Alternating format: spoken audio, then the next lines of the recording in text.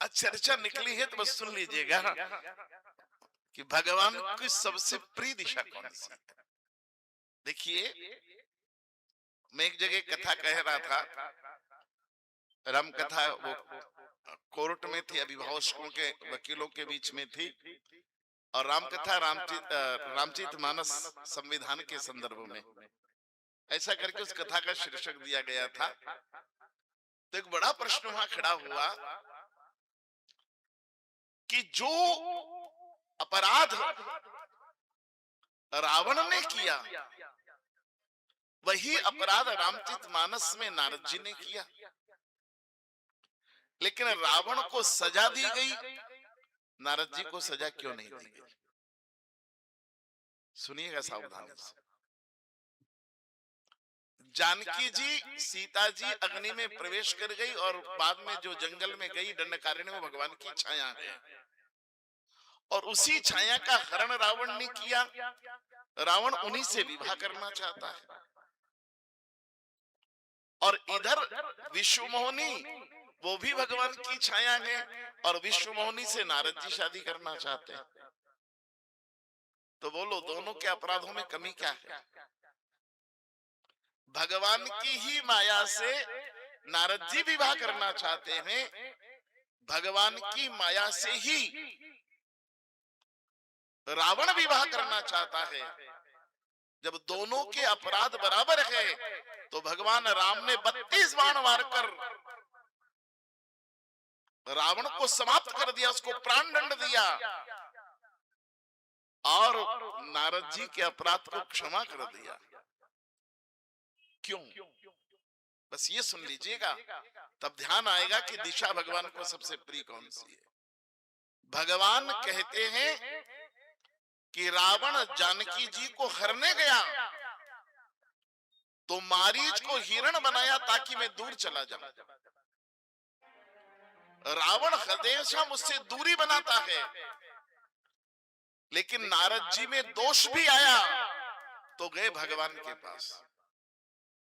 विश्व मोहिनी को देखा और नारद जी के मन में काम पैदा हुआ कि इससे विवाह मैं करूंगा, लेकिन सोचा कि मैं बूढ़ा व्यक्ति, सिर पे बाल नहीं, चेहरे पे झुर्रियां, ये विश्व सुंदरी मुझसे कैसे शादी करेगी?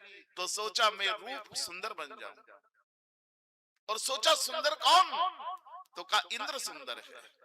बोले नहीं, इंद्र से ज्यादा अश्विनी कुमार सुंदर है। बोले नहीं, अश्विनी कुमार से तो सुंदर कामदेव है।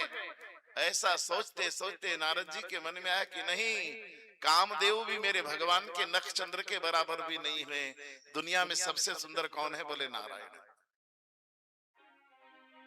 नारद जी के मन में काम भी पैदा हुआ तो भगवान के पास गए।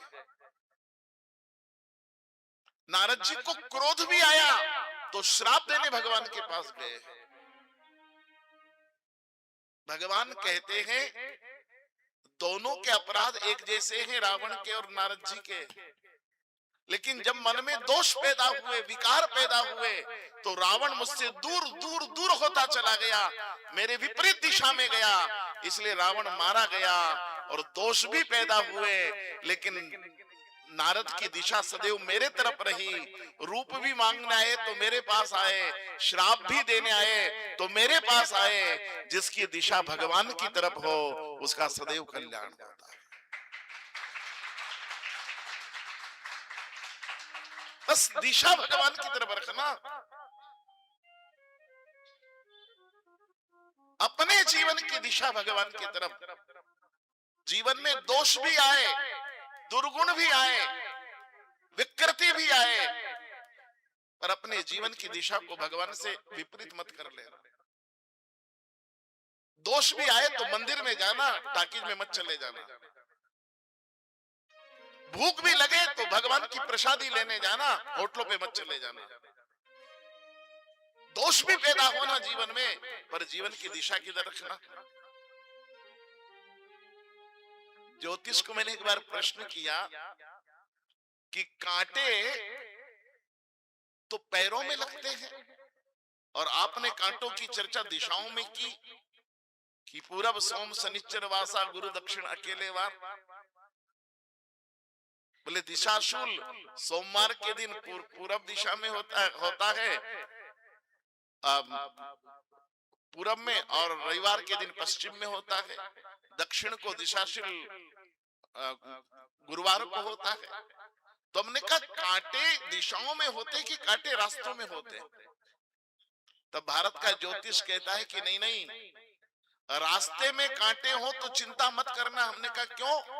बोले कांटों भरी राह पर भी जाओगे और पैर में कांटे लग जाए ना तो पैर लहूलुहान हो जाएगा तो चलेगा, पर दिशा ठीक होगी ना तो एक न दिन मंजिल मिल ही जाएगी। और दिशा गलत हो गई तो रास्ता कितना भी साफ सुथरा हो, कभी मंजिल। इसलिए उन दिशाओं में मत जाना जिनमें कांटे हो, कटीली दिशाओं में मत जाना, कटीली राहों में जाया जा सकता है। राहें कटीली हो चिंता मत करना, पर दिशाएं कटीली ना हो। इसलिए रामचरितमानस कहती है कि सब 10 दिशाओं में सबसे श्रेष्ठ दिशा है जिस दिशा में भगवान हो। ईश्वर की ओर अपने जीवन को सदिश बनाकर रखिएगा, ईश्वर से विपरीत किसी दिशा में मत जाइएगा। इसलिए समान अपराध के बाद भी दोनों का दंड संहिता अलग दिखाई देती है रामचरित। इसलिए मैं कह रहा था भगवान की नाभि से अंतरिक्ष बना, भगवान के पैरों से भूमि बनी, भगवान के कानों से 10 दिशाएं बनी। लेकिन आप और हम किससे बने? आप और हम बने हैं भगवान के मन से। और भगवान ने अपने मन के दाहिने भाग से एक पुरुष बनाया। चूंकि भगवान के मन से बना था वो पुरुष, इसलिए उसका नाम हुआ मन से बनने के कारण मनु। और फिर भगवान ने अपने मन के वाम भाग से, बाएं भाग से, लेफ्ट पार्ट से एक स्त्री बनाई। चूंकि वो वाम भाग से बनी थी इसलिए उस स्त्री का पहला नाम हुआ वामा। उसे ही शत्रुपा कहा गया और आगे चलकर वही श्रद्धा हुई। तो वाम भाग से बनने के कारण वामा और वो शत्रुपा हुई। तो संसार के पहले पुरुष है महाराज मनु और संसार की पहली स्त्री है शत्रुपा। पर अब भारतीय दर्शन सुनिएगा मुझसे आप। और नौजवान मित्रों, आपके सामने एक प्रश्न फिर उछालता हूं। संसार का पहला पुरुष है मनु, क्योंकि मन से बने। ये सारी सृष्टि भगवान के तन से बनी है, हम ही हैं कि भगवान के। इसलिए मनुष्य के जीवन में तन महत्वपूर्ण नहीं है, मनुष्य के जीवन में मन महत्वपूर्ण है। तन कमजोर हो जाए तो हो जान देना, तन किसी का विकलांग हो जाए तो भी चिंता मत करना, लेकिन अपने मन को कभी विकलांग, मन को बलिष्ठ रखना। मन बलवान रहना चाहिए। सबसे पहला पुरुष मनु और सबसे पहली स्त्री शत्रुपा बनी। लेकिन अब मेरा प्रश्न आपको है कि भारतीय संस्कृति में पुरुष बड़ा कि स्त्री बड़ी? आइए भारतीय चिंतन देखिएगा, क्योंकि आपको बड़ी बड़ी जगह डिबेट करना है और जहां बड़ी जगह डिबेट करना हो भारत का चिंतन रखना है। तो भारतीय दृष्टि में पुरुष बड़ा कि स्त्री बड़ी? अब सुनिएगा, भारत का कर्मकांड सुनिएगा आप। हमारी नीति शास्त्र कहता है कि अपनों से बड़ों को दाहिनी ओर स्थान देना चाहिए, अपने से छोटों को बाईं तरफ स्थान देना चाहिए, अपने से पूज्य को सामने स्थान देना चाहिए और अपने से त्याज्य व्यक्ति को। पूज्य सामने रहते हैं, दाहिनी और बड़े रहते हैं, बाईं और छोटे रहते हैं और त्याज्य पीछे रहते हैं। चूंकि स्त्री वाम भाग से बनी थी, बाएं भाग से बनी थी, इसलिए पुरुष की उसको वाम भाग में स्थान दिया गया। इसलिए जब पुरुष बैठता है तो उसकी धर्मपत्नी जो होती है, स्त्री जो होती है, वाम भाग में बैठती है, इसलिए पुरुष से वो छोटी हुई। लेकिन जब कर्मकांड में पूजा में बैठती है तब आप पत्नी को किधर बिठाते हैं? पूजा में जब स्त्री बैठती है तो स्त्री का आसन पुरुष के दाहिनी ओर रखा जाता है, और नीति कहती है कि दाहिनी ओर बड़े का स्थान होता है। तो बोलो, पूजा के वक्त पत्नी बड़ी हुई कि पति बड़ा? कर्मकांड कह रहा है, इसको सावधानी से सुनिएगा। उत्तानपाद और प्रीव्रत, प्रीव्रत बड़े हैं, तो प्रीव्रत और उत्तानपाद दो बेटे हैं, आकुति, प्रसूति और देवाहुति ये तीन बेटियां। अभी मैं चर्चा नहीं करूंगा कि ये मत क्यों रखा श्रीमद् भागवत में कि दो पुरुष के बदले तीन कन्याएं क्यों बनाई गई सृष्टि के आरंभ में। आप सबके चिंतन के लिए छोड़ रहा हूं ये विषय। सोचिएगा भारतीय दृष्टि को अपने सामने रखकर कि जब भारत में सृष्टि आरंभ होती है तो दो पुरुष के बदले तीन कन्याओं का जन्म होता है। इन 5 संतानों से महाराज मनु का परिवार आगे बढ़ता है। हम किसी भी गोत्र के हो, हम किसी भी गोत्र के हो, हम किसी भी वर्ण के हो, हम किसी भी जाति के हो, लेकिन मनु और शत्रुपा सबके आदि पुरुष हैं। इसलिए श्रद्धा से बोलिए महाराज मनु की, भगवती शत्रुपा की जय। ये संपूर्ण मनुष्य जाति का आरंभ है, मनु और शत्रुपा, ये हमारा मूल है।